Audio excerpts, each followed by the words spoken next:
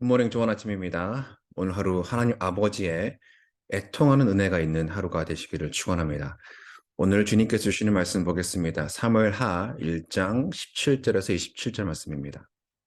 사무엘하 1장 17절에서 27절 말씀 함께 보겠습니다. 제가 봉독해 드리겠습니다. 다윗이 이 슬픈 노래로 사울과 그의 아들 요나단을 조상하고 명령하여 그것을 유다 족속에게 가르치라 하였으니 곧 활 노래라. 야살의 책에 기록되었으되 이스라엘아 내 영광이 산인 위에서 죽임을 당하였도다. 오호라 두 용사가 엎드러졌도다. 이 일을 가드에게도 알리지 말며 아스글론 거리에도 전파하지 말지어다. 블레셋 사람들의 딸들이 즐거워할까? 할례 받지 못한 자의 딸들이 개가를 부를까 염려도다. 길보아 산들아 너희 위에 이슬과 비가 내리지 아니하며 재물 낼 밭도 없을지어다. 거기서 두 용사의 방패가 버림받음이니라. 곧 사울의 방패가 기름 부음을 받지 아니함같이 됨이로다. 죽은 자의 피에서 용사의 기름에서 요나단의 활이 뒤로 물러가지 아니하였으며 사울의 칼이 헛되이 돌아오지 아니하였도다. 사울과 요나단이 생전에 사람스럽고 아름다운 자이러니 죽을 때에도 서로 떠나지 아니하였도다. 그들은 독수리보다 빠르고 사자보다 강하였도다. 이스라엘 딸들아 사울을 슬퍼하여 울지어다. 그가 붉은 옷으로 너희에게 화려하게 입혔고 금놀이개를 너희 옷에 치웠도다. 오호라 두 용사가 전쟁 중에 엎드러졌도다. 요나단이 내 산 위에서 죽임을 당하였도다. 내 형 요나단이여 내가 그대를 애통하면 그대는 내게 심히 아름다움이라. 그대가 나를 사랑함이 기이하여 여인의 사랑보다 더하였도다. 오호라 두 용사가 엎드러졌으며 싸우는 무기가 망하였도다 하였더라. 아멘. 오늘은 슬픔의 미학, 애통할 수 있는 은혜라는 제목으로 하나님의 말씀 선포하도록 하겠습니다. 슬픔을 나누면 반이 된다는 말이 있죠. 하지만 오늘 우리는 슬픔을 나눴더니 약점이 되더라고 말하는 무한 경쟁 시대에 살고 있습니다. 왜 우리는 슬픔의 미학을 잃어버렸는가? 이유는 간단합니다. 하나님의 마음을 잃어버렸기 때문입니다. 오늘 아침 다윗이 지은 슬픈 노래를 함께 묵상하면서 이 시대에 우리가 회복해야 할 슬픔의 미학을 찾아내어서 우리 삶에 적용해 보기 원합니다. 사무엘상하는 본래 한 권으로 된 책이었죠. 따라서 오늘 우리가 보고 있는 사무엘하 1장은 사무엘상 31장의 사울의 죽음의 연장선상에 있다. 사무엘하 1장 1절을 보니까 사울이 죽은 후에, 구약에서 누가 죽은 후에라는 말은 새로운 시대가 열린 것을 말하죠. 사무엘하는 따라서 다윗의 40년 통치 기간, 즉 다윗 시대의 역사를 기록한 책입니다.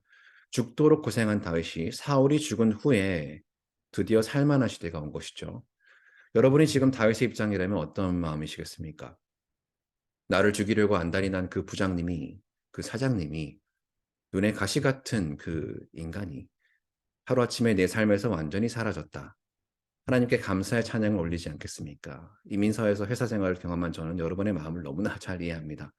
자, 이보다 더 기쁜 소식이 어디 있겠어요? 이것이 우리 인간의 마음입니다. 그런데 다윗은 우리와 달랐다. 언제나 다윗은 우리의 예상과는 정반대의 모습을 보입니다. 어제 읽은 사무엘하 1장의 서막을 열면서 사울의 죽음을 알린 아말렉 청년이 있었죠. 다윗의 원수 사울이 죽었고 그것도 자신의 손으로 죽였다는 이 영광스러운 소식을 제일 먼저 알리면 포상까지는 아니어도 자기 민족들이 모두 진멸당한 판에 자신의 목숨만은 건질 수 있을 것이라고 생각했습니다. 자, 이런 거짓 보고와 아부를 떨면서까지 이 시대의 권력자 앞에 살아남고자 하는 이 청년의 마음이 바로 우리의 마음일진데, 그러나 다윗의 반응이 어떻습니까? 자신을 죽이려던 정적이 죽었다는 소식을 듣고 기뻐하기보다 도리어 옷을 찢고 슬퍼하며 울면서 금식합니다. 자, 왜 그랬을까요? 다윗에게는 이 청년의 보고가 거짓인지 진실인지가 중요한 문제가 아니에요. 하나님의 기름 부음 받은 자를 사람의 방법으로 죽이기를 두려워하지 않은 것만이 문제가 된 것입니다. 다윗은 하나님의 주권적 섭리를 인정한 사람입니다. 사울의 몰락한 왕조도 이제 시작하는 자신의 왕조도 모두 하나님의 주권 아래 그 섭리대로 이루어지는 것을 알았던 사람이죠. 사울이 자신을 죽이려고 했던 그 시절에 광야와 들판에서 고난을 통과하면서 애통하면서 다윗은 이 진리를 깊이 깨닫고 체득해 버린 것입니다. 자, 이것이 바로 다윗이 하나님의 마음에 합한 자라고 불렸던 이유입니다. 다윗이 우리와 너무나도 달랐던 이유예요. 다윗은 하나님의 마음을 아는 자였습니다. 바로 이것이 오늘 다윗이 자신을 죽이려고 했던 정적, 사울의 죽음을 자신 혼자 슬퍼하는 것도 모자라서 그의 죽음을 애도하는 노래를 지어 백성들에게 함께 부르도록 한 원동력입니다. 하나님의 주권적 섭리를 인정하는 것이에요. 17절에서 18절은 노래의 서론에 해당합니다. 17절에 다윗이 이 슬픈 노래로 사울과 그의 아들 요나단을 조상하고, 자, 이 노래의 저자가 다윗 자신이고 추도 대상은 사울과 그의 아들 요나단이다라고 말합니다. 슬픈 노래로 번역된 히브리어 키나는 보통 장례 때에 소리내어서 울다라는 뜻의 히브리어에서 유래된 단어입니다. 자, 이 노래는 죽은 자를 애도하는 노래, 즉 애가, 조가, 혹 비가를 말하죠. 이어서 18절에 이 애가의 제목과 목적이 기록되어 있습니다. 이 애가의 제목이 활 노래라고 되어 있는데 히브리 원문에는 노래라는 말이 없습니다. 퀘시트, 즉 활이라고만 되어 있어요. 다윗이 자신의 애가를 활이라고 이름 지은 몇 가지 이유를 성경에서 찾아볼 수 있습니다. 역대상 8장 40절 그리고 12장 2절을 보시면 사울과 요나단이 속한 베냐민 지파 자손들은 활을 잘 쏘기로 유명하죠. 자, 우리가 지난달 함께 묵상한 3월상 20장에 다윗을 위기에서 구해준 것이 바로 요나단의 활입니다. 요나단이 활을 쏴서 다윗이 사울로부터 도망칠 수 있도록 사인을 주죠. 자신의 의지대로 화살의 비거리를 조절할 수 있었다는 것은 당시 활을 잘 쏘는 베냐민 지파 중에서도 요나단은 명사수였다는 것이죠. 자, 이런 이유들로 봤을 때 오늘 활이라고 제목이 붙은 이 다윗의 애가는 사울보다는 요나단에 조금 더 포커스를 맞춘 노래다라고 볼 수 있습니다. 나중 26절에 다윗이 요나단만을 위해서 따로 한 구절을 할애한 것에서도 이것이 확인이 되죠. 자, 그런데 이 활노래가 야살의 책에 기록되어 있습니다. 야살은 히브리어로 의로운 자라는 뜻입니다. 당시 이스라엘 역사 중에 있었던 위인과 또는 영웅들과 그들의 업적을 찬양하는 일종의 영웅담을 모아놓은 외전이라고 볼 수 있습니다. 지금은 전해지지 않아요. 유다족 속의 바벨론 포로 기간 중에 사라진 것으로 성경학자들은 보고 있습니다. 이 야살의 책이 여호수아 10장에도 등장하죠. 여호수아가 아모리 사람을 치고 기브온을 구원한 영웅담입니다. 하나님께서 여호수아의 기도를 들으시고 태양이 기브온 위에 머물렀던, 즉 시간이 멈추었던 전무후무한 사건이에요. 여호수아 10장 13절 말씀, 태양이 머물고 달이 멈추기를 백성이 그 대적에게 원수를 갚기까지 하였느니라. 야셀의 책에 태양이 중천에 머물러서 거의 종일토록 속히 내려가지 아니하였다고 기록되지 아니하였느냐. 자, 다윗의 애가인인 활로레가 야셀의 책에 기록되었다는 것은 그만큼 다윗이 사울과 요나단을 이스라엘의 영웅으로 여기고 있었다. 다시 말하면 다윗은 요나단뿐 아니라 사울의 죽음조차 재해석하고 있다는 것이죠. 왜냐? 다시 말씀드리지만 다윗은 하나님의 주권적 섭리를 인정한 사람입니다. 더 나아가서 다윗은 이 하나님의 주권적 섭리를 자신뿐 아니라 이스라엘 공동체가, 아니 오늘 이 애가를 읽고 있는 교회라는 공동체가 모인 우리가 알기를 원했다는 것이죠. 18절에 명령하여 그것을 요다 족속에게 가르치라. 사울과 요나단의 죽음을 향해 지은 이 애가를 통해서 이스라엘과 유다 족속에게, 아니 오늘 우리에게 슬퍼하고 애통하는 법을 가르치는 것이 다윗이 애가를 지은 목적입니다. 세상과 사람들이 어떻게 평가하든 사울과 요나단은 하나님의 주권적 섭리 아래 세움받아 쓰임받은 사람들이다. 따라서 자신이 속한 공동체에 이들을 추모하도록 명령하고 가르치고 있는 것이죠. 이것이 오늘 우리가 묵상해야 할 포인트입니다. 이 시대에 상실해버린 애통하는 능력을 교회로 부름받은 우리 가운데, 교회 가운데, 공동체 가운데에, 목장 가운데, 또한 가정 가운데 무엇보다 내 안에 회복하는 것입니다. 어떻게 해요? 우리 삶에 일어나는 모든 일에 합력하여 손을 이루시는 하나님의 주권적 섭리를 인정함으로 그렇게 하라는 것이죠. 자, 구체적으로 애가의 본문인 19절부터 27절 함께 보기 원합니다. 19절을 보니까 다윗이 이스라엘아 내 영광이라고 애가를 시작하고 있습니다. 길보아 산 위에서 죽은 두 용사, 곧 사울과 요나단을 가리키는 말이죠. 자, 시작부터 우리의 관점과 달라도 너무 다른 다윗입니다. 이 바로 앞장에 사무엘상 31장에 기록된 길보아 산 전투를 들여다보면 우리 눈에는 그 어떤 영광도 용사도 보이지 않아요. 그저 블레셋 사람들 앞에서 엎드러져 죽은 요나단과 하나님께 버림받아서 처참하게 자결함으로 생을 마친 사울이 보일 뿐입니다. 그러나 다윗의 눈에는 사울과 요나단은 여전히 하나님께 택함 받은 리더이고 더 나아가서 이스라엘의 영광이다라고 말하는 것이죠. 영광이라는 말은 당시 왕과 왕자를 향한 극 존칭입니다. 이스라엘의 영광이 죽임을 당하였기 때문에 이어서 19절에는 다윗은 오호라 두 용사가 엎드러졌도다라고 말하는 것이죠. 우리말로는 감탄같이 번역이 되었는데 사실 원문에는 어찌하여 두 용사가 엎드러졌는가라는 탄식입니다. 자, 바로 이 탄식이 오늘 활노래, 다윗의 애가의 후렴구처럼 반복되는 중심 구절이죠. 19절, 25절, 27절에 이 탄식이 세 번 반복됩니다. 유대인들의 시에 종종 발견되는 독특한 아름다운 균형을 보여주고 있습니다. 자, 세 번이나 반복되는 어찌하여라는 탄식이야말로 이 애가를 통해서 오늘 이 무한 경쟁 시대에 살아가는 애통하는 능력을 상실한 우리에게 들려주고 싶은 이야기인 것이죠. 20절, 21절에 이들의 죽음에 대한 다윗의 애통이 구체적으로 기록됩니다. 20절을 히브리 원문으로 보면 네 개의 행으로 이루어져 있습니다. 앞에 두 행은 명령이고요. 그리고 뒤에 두 행은 그 명령에 대한 이유를 밝히는 구조예요. 히브리시의 독특하고 아름다운 평행 구조를 이루고 있습니다. 직역해드리면 이런 느낌입니다. 알리지 말라 가드에서, 전하지 말라 아스글론 거리에서, 블레셋 딸들이 즐거워하지 못하도록, 무할레자들의 딸들이 개가를 부르지 못하도록. 자, 가드와 아스글론은 블레셋 5대 성읍 중에 대표적인 두 성읍이죠. 블레셋을 상징하는 시적 표현입니다. 자, 특히 여기에 가드에 알리지 말라는 말은 후에 이스라엘의 재난을 적에게 알리지 말라는 일종의 격언이 돼요.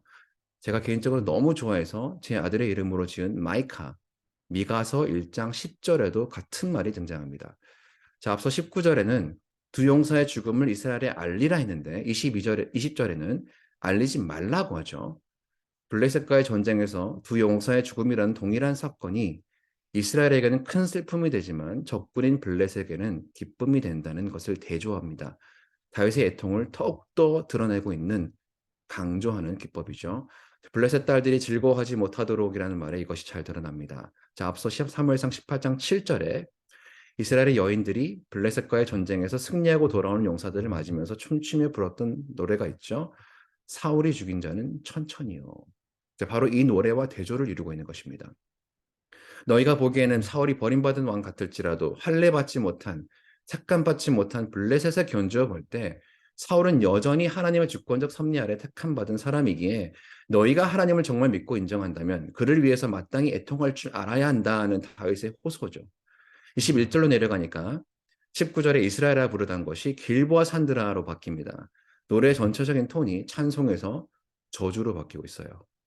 너희 위에 이슬과 비가 내리지 아니하며 재물낼 밭도 없을지어다. 곡식도 내지 못하는 황무한 곳이 될 것이다라고 저주하는데 바로 이곳이 길보아 산이 사울과 요나단이 블레셋과 전쟁하다 죽은 장소이기 때문입니다. 자, 이어지는 구절에 이렇게 말하죠. 거기서 두 용사의 방패가 버림바 됨이니라. 곧 사울의 방패가 기름 부음을 받지 아니함 같이 됨이로다.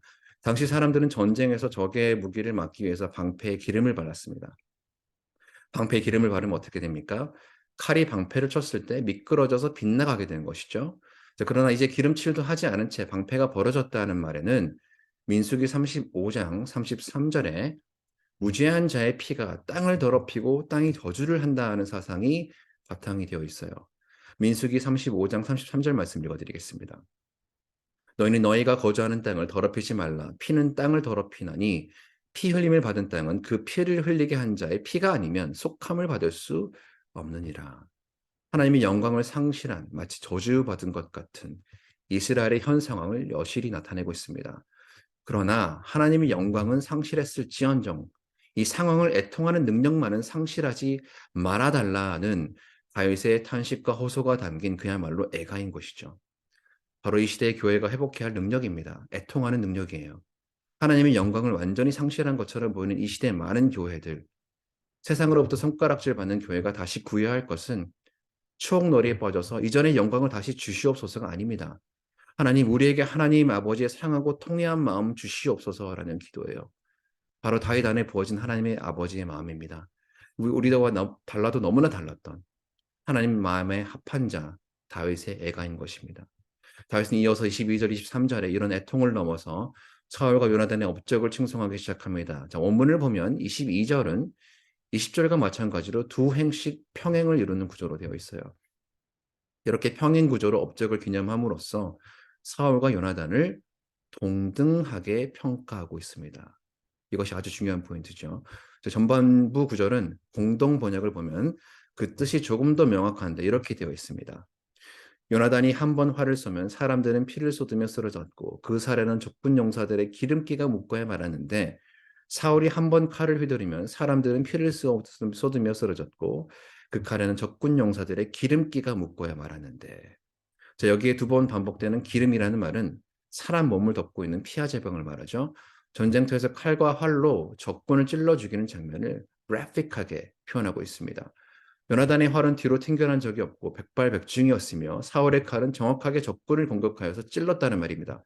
23절에는 22절에 비해서 사울과 요나단에 대한 조금 더 일반적인 인물평이 나와요. 23절도 공동 번역으로 읽으면 원문의 뜻이 조금 더 명확하게 전달이 돼서 읽어드리겠습니다. 사울과 요나단은 살았을 때 그렇게도 정이 두텁더니 죽을 때도 갈라지지 않았구나. 독수리보다 날쌔고 사자보다도 힘이 세더니. 자, 19절에 이어서 사울과 요나단 둘 모두 용사로 지켜 세우고 있습니다. 사울과 요나단 둘 다 가장 빠르고 힘이 센 독수리와 사자의 비유를 하죠. 야, 요나단이야 그의 용맹함으로 백성들에게 신망을 받았던 차기 지도자였지만 늘 실패하고 버림받은 자처럼 여겨지는 사울을 요나단과 함께 칭송하고 있는 이런 다윗의 고백은 우리에게는 당황스럽기까지 합니다. 그러나 사랑하는 여러분, 이것이 오늘 다윗의 애가 그의 애통함이 우리에게 주는 교훈입니다. 하나님의 주권적 섭리 아래서는요, 나의 원수도 적도 혹은 친구도 다 무의미해집니다. 이것이 바로 다윗이 쓴 히브리 시에 담긴 애가의 해악이고 또한 이 시대에 우리 교회가 회복해야 할 슬픔의 미학입니다. 신방을 하다 보면 다양한 연령대의 성도분들을 만나게 됩니다. 특히 70대, 80대가 넘으신 우리 믿음의 선배님들을 만나서 교제를 하다 보면 인생의 깊은 철학을 배우게 돼요. 젊은 시절 한때 나를 미워하고 또 시기 질투했던 교회 내에 나의 원수라고 생각했던 그 사람들을 바라보던 젊은 시절의 나를 오늘 내가 정직하게 바라보게 되더라는 것이죠. 그것이 다 무의미하고 헛되더라는 것입니다. 그들도 다 하나님께서 내 인생에 허락한 사람들이었고 나를 다듬으시고 깎으시고 만들어 가시는 하나님의 주권적 섭리였다라는 것이죠. 다윗의 이런 성숙한 믿음이 24절에 계속됩니다. 이번에는 이스라엘 딸들아라고 부르죠. 그가 붉은 옷으로 너희에게 화려하게 입혔고 금놀이개를 너희 옷에 채웠도다. 붉은 옷과 금놀이개는 당시 가장 좋은 보석과 옷을 상징합니다. 사울이 전쟁에서 이기고 많은 전리품을 가져와서 이스라엘 사람들이 풍족하게 먹고 살게 해줬다는 말이죠. 사울의 통치 기간 중에 이스라엘이 누린 완전과 번영을 칭송하고 있는 다윗입니다. 그런 사울을 생각하면서 통곡하라고 이스라엘에게 명령하고 있습니다. 그러면서 25절에 또다시 후렴구가 반복이 됩니다. 오호라 두 용사가 전쟁 중에 엎드러졌도다. 그러면서 추모의 대상이 이번에는 요나단 한 사람으로 집중이 되고 있습니다. 요나단이 내 산 위에서 죽임을 당하였도다. 26절 말씀. 내 형 요나단이여 내가 그대를 애통함은 그대는 내게 심히 아름다움이라 그대가 나를 사랑함이 기이하여. 자, 기이하여라는 말의 원어는 경이롭다는 뜻입니다. 주로 구약에서 하나님의 초자연적인 권능을 표현할 때 사용되는 단어인데 다윗이 여기에 썼다는 말은요. 그만큼 다윗과 요나단의 우정이 경이로울 만큼 최상급이다라는 말이죠. 자기 희생적이며 영원 불변한 것이다라는 말입니다. 이 말을 이어서 이렇게 표현한 것이죠. 연애 사랑보다 더하였도다. 시쳇말로 이 세상 우정이 아니다. 저 세상 우정이다라는 말입니다.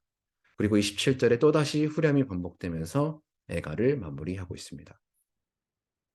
오늘 다윗의 애가를 통해서 우리의 삶에 적용해 보아야 할 두 가지 교훈은 이것입니다. 첫 번째로 하나님의 주권적 섭리를 인정하는 삶을 살라는 것입니다. 다윗이 당연히 기뻐해야 할 정적 사울의 죽음을 슬퍼할 수 있었던 것은 그가 하나님의 주권적 섭리를 인정하는 삶을 살았기 때문입니다. 이런 삶은 저절로 배워지는 것이 아닙니다. 책을 통해서 배울 수 있는 것이 아니죠. 우리 많은 신앙의 선배님들이 그러했듯이 오직 인생의 풍파와 광해를 통과한 자만이 체득할 수 있는 것입니다. 혹시 오늘 여러분 중에 서로 죽고 죽이면서 다른 사람을 밟고 올라가야 하는 그런 조직에, 직장에, 혹은 그런 가정 환경에 처하신 분들이 계시다면 다윗의 애가를 통해서 오늘 성경이 전해주는 이 믿음의 비밀을 붙잡으시기 바랍니다. 결국 나의 원수도 나의 적도 혹은 나의 친구도 다 무의미해지는 날이 올 것입니다. 주님의 주권적 섭리 안에 모두 다 헛되고 또 헛되니 모두 다 하나 되는 날이 반드시 올 것입니다. 원수 갚는 것 하나님께 있으니 오늘 묵묵히 하나님의 뜻과 마음에만 집중하시기 바랍니다. 둘째로 애통할 수 있는 것도 하나님의 은혜입니다. 지난주 월요일에 제가 섬기는 삼공통체 두 개의 목장으로부터 목원들 가족의 부고 소식을 들었습니다. 두 분 모두 갑작스럽게 한국에 있는 가족의 소천 소식을 듣고 혹은 비행기를 타고 가시던 중에 그 소식을 전해 듣게 되셨어요. 같은 날에 두 분의 목자님들에게 이렇게 슬픈 소식을 연달아 듣고 미국에서 제가 할 수 있는 것이 없어서 엎드려서 기도를 하는데 하나님 어찌하여 라는 기도밖에 안 나와요. 후에 한국에 계신 우리 목원들께 카카오톡 전화 신방을 해서 기도를 해드렸는데 목사님 아직도 제 사랑하는 가족이 내 옆에 없다는 것이 실감이 안 갑니다. 제 가슴이 철렁 내려앉더라고요. 마음이 너무 애통한 겁니다. 근데 성령께서 이런 마음을 주십니다.